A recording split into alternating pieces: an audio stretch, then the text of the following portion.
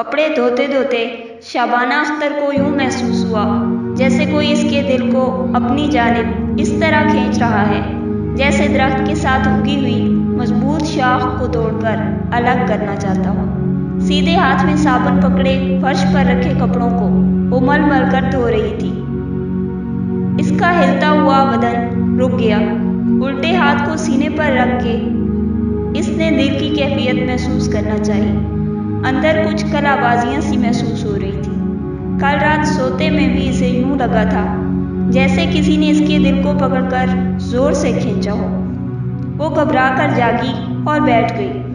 اندھیرے میں بستر پر بیٹھی وہ آنکھیں جھپک کر اس کیفیت کو سمجھنے کی کوشش کرتی رہی کہ شاید کچھ اور بھی ہو، مگر کچھ بھی نہ ہوا۔ آنکھوں میں نیند کا خمار جوں کا توں تھا۔ وہ پھر سو گئی۔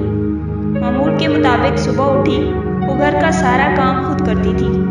کچن میں اس نے کبھی کسی کے حوالے نہیں کیا تھا۔ شوہر کو ناشتہ دیا۔ اس نے آج گجرانوالہ اپنی دکانوں کا کرایہ وصول کرنے جانا تھا۔ وہ چلا گیا۔ چھوٹی بیٹی ناشتہ کر کے اپنے کلینک میں چلی گئی۔ گھر کے ایک چھوٹے سے کمرے میں جس کا دروازہ گلی میں کھول کے والدین نے اسے ایک ہومیوپیتھک کلینک کھول دیا تھا۔ پہلے اسے باقاعدہ 3 سال کا کورس بھی کروایا تھا۔ اس سے بڑی 3 لڑکیاں بیاہ دی گئی تھیں اور اکلوتا بیٹا لاٹری کے ذریعے کینیڈا چلا گیا تھا۔ چھوٹی بیٹی طلعت کا قد اتنا چھوٹا تھا کہ شوہر نے پہلے ہفتے ہی اسے ہمیشہ کے لیے گھر بھیج دیا تھا۔ یہ دکھ شبانہ کے کلیجے کو لگ گیا تھا، اگرچہ باپ نے ہمت باندھ کر ایک اچھے کام پر لگا دیا تھا جہاں وہ غریبوں کا علاج مفت کرتی تھی۔ جب دل کی کھنچاوٹ اور گھبراہٹ بڑھتی ہی گئی تو شبانہ کپڑے چھوڑ کر ننگے سر ننگے پیر باہر آ گئی۔ طلعت کو آوازیں دی۔ اس وقت کلینک میں کوئی مریض نہیں تھا۔ وہ دوڑی آئی۔ زرد ہوتی ماں کو دیکھ کر پریشان ہو گئی۔ کیا بات ہے امی؟ میرا دل ڈوبتا جا رہا ہے۔ پتہ نہیں کیا ہو رہا ہے۔ امی دوائی لاؤں؟ اس نے ماں کی نبض پکڑ لی۔ جلدی سے مجھے ڈاکٹر کے پاس لے چلو۔ تمہارے ابو کو تو ابھی کہیں رستے میں ہی ہوں گے۔ امی آپ کپڑے بدل لو، آپ کے سارے کپڑے گیلے ہو گئے ہیں۔ میں باہر نکل کر رکشا پکڑتی ہوں۔ اتفاق سے ایک خالی رکشا سامنے نظر آیا۔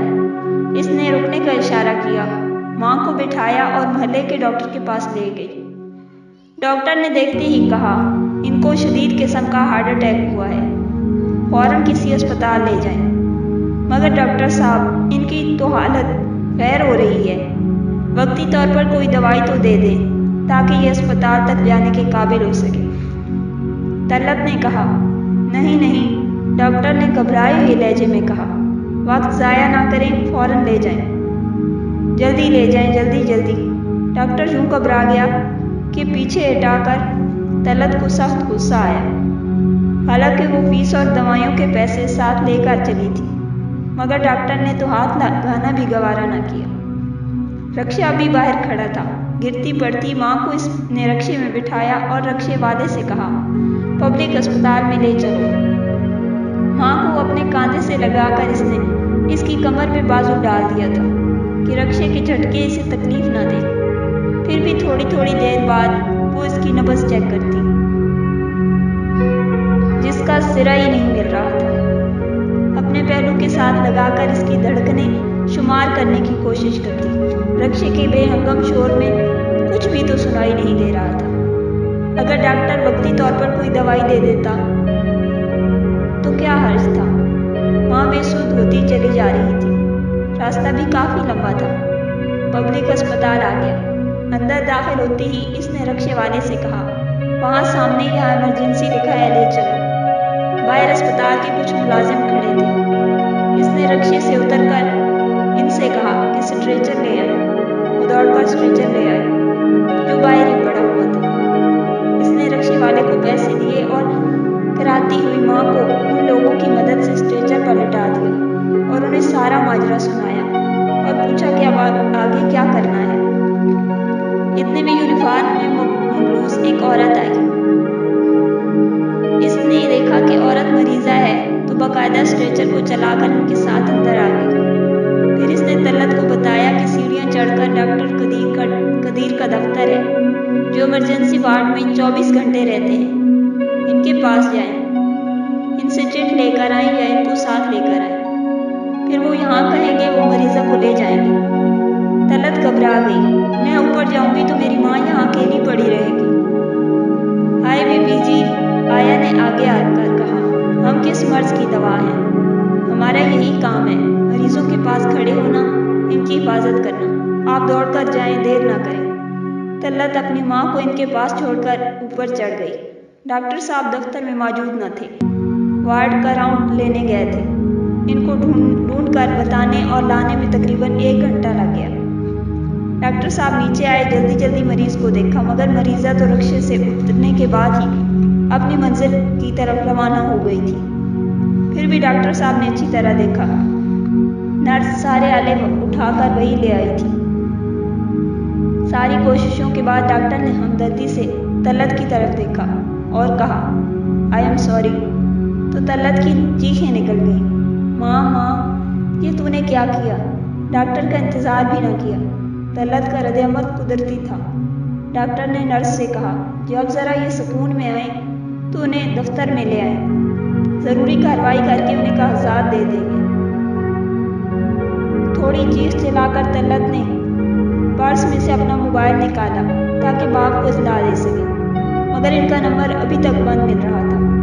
नर्स इसे साथ ले गई, कागजात बना कर दिए और एम्बुलेंस पर मैयत ले जाने की इजाज़त भी इसे लिख कर दे दी।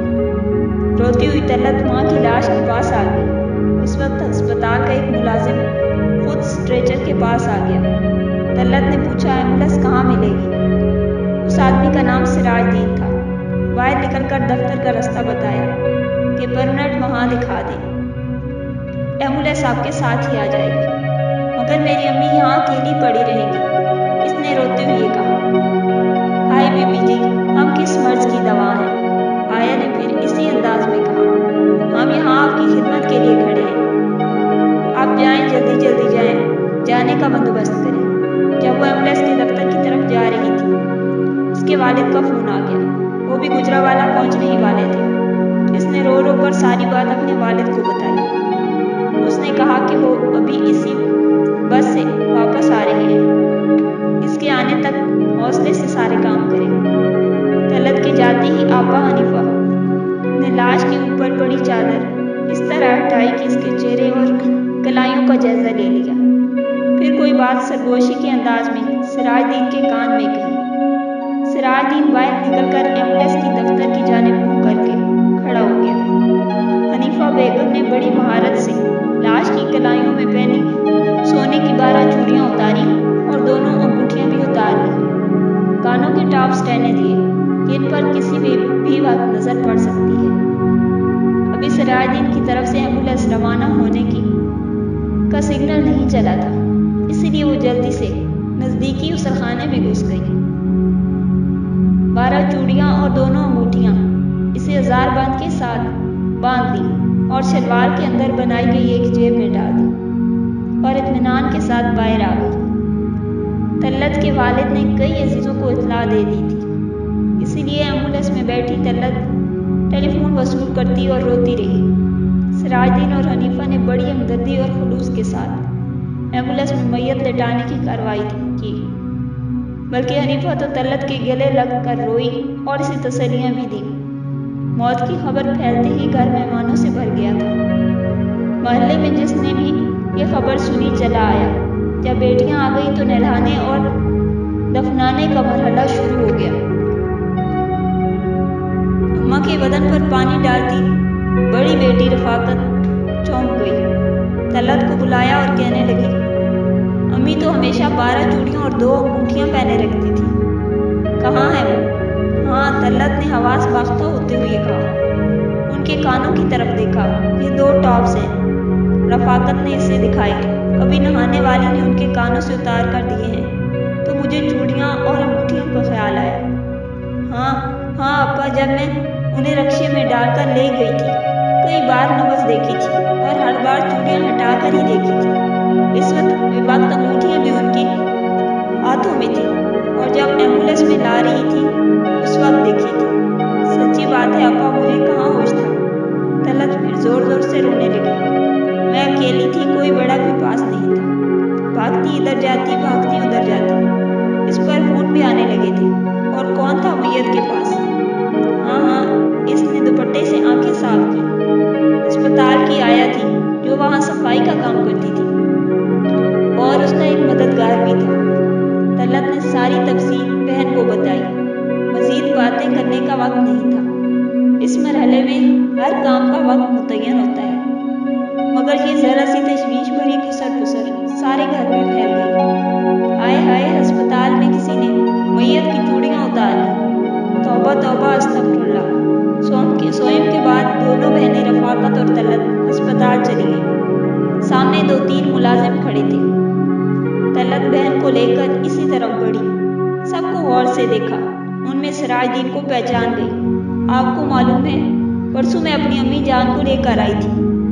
वो यहाँ फौत हो गई थी। बीबी जी, यहाँ रोजाना सैकड़ों मरीज आते हैं, कुछ फौत भी हो जाते हैं। अब हम किस किस को याद रखें? भाई, तुम्हारे साथ एक औरत भी खड़ी थी यहाँ। तुम दोनों ने मेरी बड़ी मदद की थी। बीबी, हमारा काम खिदमत करना है। जो भी आता है हम इसकी बढ़कर खिदमत करते हैं। बात क्या है?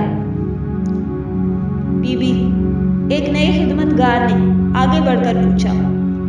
हमारी अम्मी की कलाइयों से किसी ने 12 सोने की चूड़ियां और 2 अंगूठियां उतार ली थी। तौबा तौबा, अल्लाह माफ करे। बीबी जी क्या कह रही हैं? अगर अस्पतालों में ऐसी हरकतें होने लगें तो खुदा का कहर न नाजिल हो जाए। तलत ने पूछा, मगर वो औरत कहाँ है? कौन सी औरत बीबी जी? ये इर्द गिर्द सारी खिदमतगार औरतें फिर रही हैं। आगे बढ़कर खुद ही पहचान गई। पूछना, फिर किस्सा दोहराना, फिर एक जैसे रद्द अमल का इजहार होना। हाय हाय के सिवा कुछ ना मिला। दोनों बहनें मलाल लिए घर वापस आ गईं। हनीफा बेगम ने घर जाते ही 1 हफ्ते की अर्जी भेज दी थी कि मेरी बेटी शदीद बीमार है और मैं कमुकी जा रही हूँ। ये अर्जी ले जाने वाला सिराजुद्दीन ही था। हनीफा कमुकी चली गई। इसका दामाद मकसूद अली किसी सरकारी दफ्तर में चपरासी था। इसकी शादी को 3 साल हो गए थे। इसने जहेज में मोटरसाइकिल मांगी थी। शादी के वक्त हनीफा मोटरसाइकिल नहीं दे सकी थी, मगर इसने वादा कर लिया था कि 1 साल के बाद लेकर देगी। अब इनका एक बच्चा भी था, इसीलिए दामाद ने साफ कह दिया था कि अगर मोटरसाइकिल नहीं लेकर देनी तो अपनी बेटी को बच्चे समेत ले जाओ। वहां जाकर हनीफा ने अपने दामाद को बुलवाया और चूड़ियां उसके सामने रखकर बोली, बेटा, मेरा जीना मरना यही है। सारी जिंदगी की कमाई है जो मैंने बचा कर रखी थी, मगर ये अपनी बेटी और दामाद की खुशियों से ज्यादा कीमती नहीं है। बेटा, तुम ये चूड़ियां बेचकर मोटरसाइकिल ले लो, मुझे कोई एतराज नहीं। अम्मा, तू कितनी चालाक है। तूने शादी पर ये चूड़ियां मुझे क्यों नहीं दी? इसी दिन के लिए रख छोड़ी थी। अब भी तुझे नहीं दे रही, अपने दामाद को दे रही है। इसने बेटी के हाथ से चूड़ियां छीन ली जो बार बार पहनकर देख रही थी, और दामाद की गोद में रख दी। हनीफा के जाने के बाद बेटी और दामाद सोच में पड़ गए। दामाद तो सोने की ताज़ा कीमत भी पूछ आया था। चुनाचे तय हुआ कि सिर्फ 4 चूड़ियां बेचकर मोटरसाइकिल खरीद ली जाए और बाकी चूड़ियां किसी कड़े वक्त के लिए संभाल कर रख ली जाएं। जिस दिन मकसूद अली नई मोटरसाइकिल खरीद कर लाया तो बीवी ने मिन्नतें करके बाकी की 8 चूड़ियां कलाई में कुछ रोज पहनने की इजाजत मांग ली। हनीफा वापस अस्पताल अपनी ड्यूटी पर आ गई। सिराजुद्दीन और हनीफा एक दरख्त के साए में आकर बैठ गए। कोई आया था? हनीफा ने सरगोशी से पूछा। हाँ, तीसरे ही दिन 2 बेटियां आ गई थी, तेरा पूछ रही थी। फिर उन्होंने शोर मचा दिया। एक एक से पूछा। डॉक्टर साहब के कमरे में भी गई। फिर क्या हुआ? होना क्या था? मैं तो साफ मुकर गया कि मैंने कभी उन्हें देखा ही नहीं। मेरा पूछा था उन्होंने? हाँ, जिसके साथ तू गले लग लग कर रो रही थी। सिराजुद्दीन चिल्लाया, तेरी नीयत बदल गई है। तू कभी बुलाता हूँ। हनीफा ने जेब से 2 अंगूठियाँ निकालकर हथेली पर रखी और बोली, तू ये ले ले, कसम से यही बची है।